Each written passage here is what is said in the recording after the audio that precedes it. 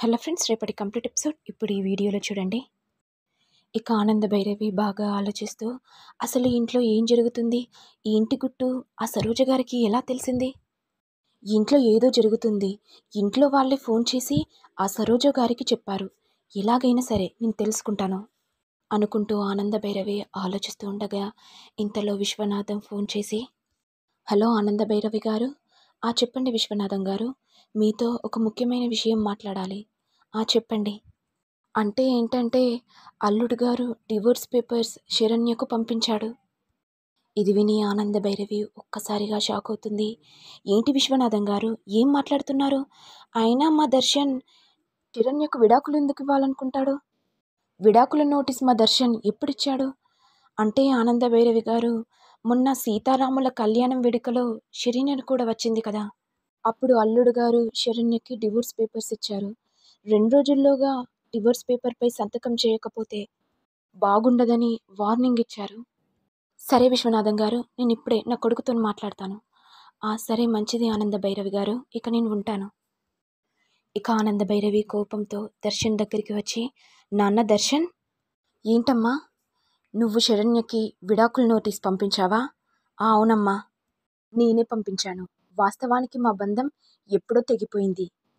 పిచ్చి పట్టినట్టు మాట్లాడకు నాన్న, తన గుణం బంగారం. అమ్మా, మీరు తీసుకున్న ఏ నిర్ణయాన్ని నేను కాదనలేదు. ఈ విషయంలో ఎవరైనా సరే నా నిర్ణయాన్ని కాదనకూడదు. కానీ దర్శన్, ఒకసారి ఆలోచించు, ఇది నీ జీవితానికి సంబంధించింది. అమ్మా, ఇప్పుడే నేను డిసైడ్ అయ్యాను. బయటికి వెళ్తే చాలు ప్రతి వారు నన్ను ఏదో ఒకటి అంటున్నారు. నేను తలెత్తుకోలేకపోతున్నానమ్మా. దయచేసి ఈ విషయంలో నాకు అడ్డు రాకు. అయిన శరణ్య అంత పని చేసి కూడా తనను ఎందుకు వెనకేసుకొస్తున్నావమ్మా? తను మంచి కోడలని నువ్వెలా అనుకుంటావు? ఆ లెటర్లో అంత రాసినా, నన్ను అందరూ అవమానిస్తున్నా అవేవి పట్టించుకోకుండా శరణ్యం మంచిదని నాకెలా చెప్తున్నావమ్మా? దయచేసి నా మాటకు అడ్డుపడకమ్మా. నేను శరణ్యకి తప్పకుండా విడాకులిస్తాను అని చెప్పి దర్శన్ వెళ్ళిపోగానే ఇక ఆనంద భైరవి టెన్షన్ పడుతూ, ఇప్పుడు నేను ఏం చేయాలి? దర్శన్ కోసమైనా సరే శరణ్య డివోర్స్ పేపర్స్పై సంతకం పెడుతుంది, వెళ్ళి ఎలాగైనా ఆపేసేయాలి అనుకుంటూ ఆనంద భైరవి టెన్షన్తో శరణ్య ఇంటికి వస్తుంటే, ఇటు శరణ్య ఏమో బాధపడుతూ, అమ్మా, ఆయన కోసం నేనేదైనా చేస్తాను.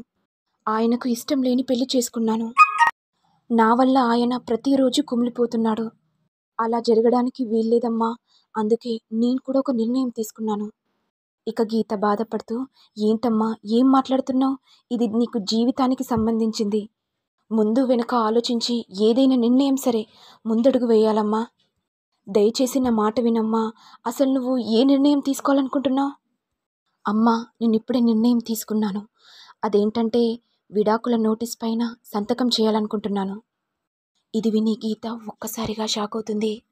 ఏంటి శరణ్య, ఏం మాట్లాడుతున్నావు? ఇప్పుడు గనుక ఈ డివోర్స్ పేపర్పై సంతకం చేస్తే నీ జీవితం సర్వనాశనం అయిపోతుంది. ఒకసారి ఆలోచించమ్మా. సంతకం చేయకపోతే ఆయన ఊరుకోరమ్మా.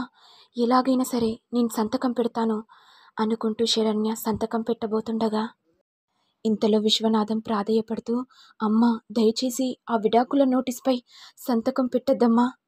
నాన్న, నేను ఎవరి మాట వినను అనుకుంటూ శరణ్య పేపర్స్పై సంతకం పెడుతుంటే ఇంతలో ఆనంద వచ్చి, అంటే శరణ్య, నువ్వు నా మాట కూడా వినవా?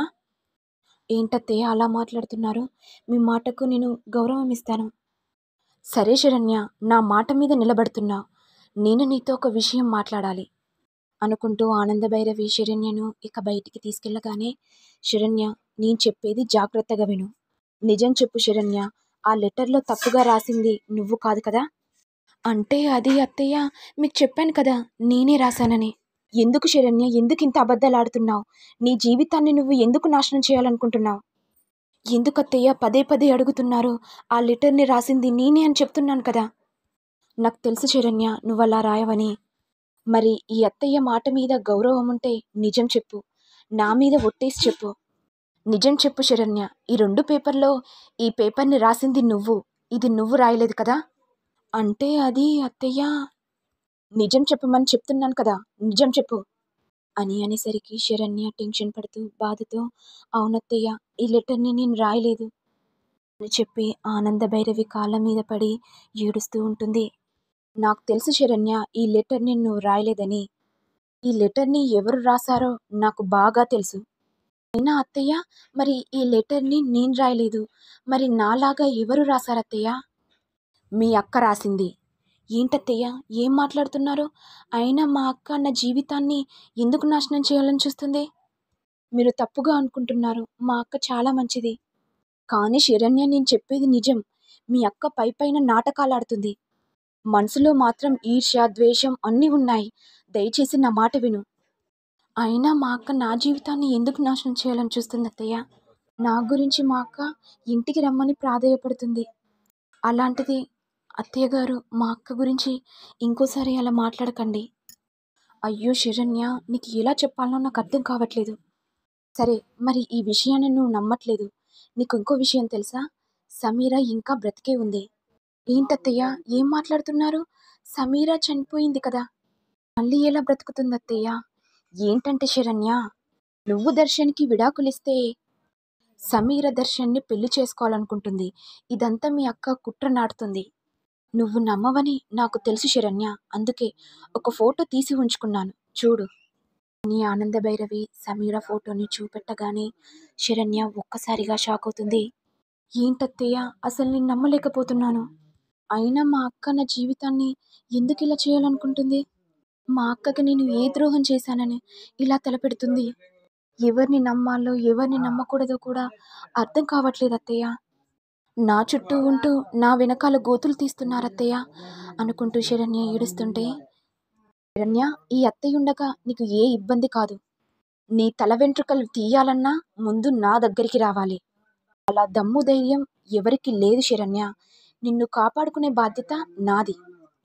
నేను ఇష్టపడి తెచ్చుకున్న నా కోడలివి కదా, మరి నిన్ను జాగ్రత్తగా కాపాడుకోవడం నా ధర్మం శరణ్య. ఇప్పుడు చెప్తున్నాను, మరి ఇంటికి వస్తావా? సరే అత్తయ్య, మీరు చెప్పినట్టుగా తప్పకుండా ఇంటికి వస్తాను అని అనేసరికి ఆనందభైరవి సంతోషపడిపోతుంది. మరి నెక్స్ట్ ఎపిసోడ్లో ఏం జరుగుతుందో చూడాలి. మరి మీకు వీడియో కనుక నచ్చినట్లయితే లైక్ చేయండి, షేర్ చేయండి, సబ్స్క్రైబ్ చేయండి. Thank you.